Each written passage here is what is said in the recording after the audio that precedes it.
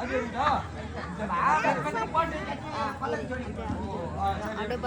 ஒரு கருப்பு குடம் ஒண்ணு வேணும். அது இருக்கா வெயில்ல வெயில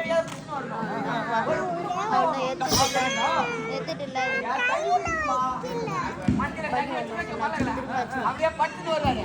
கெட்டா கெட்டா மொண்டு குடிச்சுவாரு. தங்கத்தாலே இருக்குடா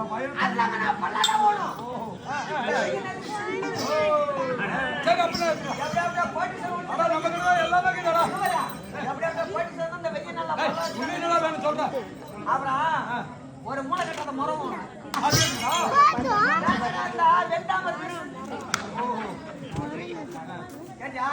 ஒரு 4 மணிக்கு மீனாட்சிக்காடா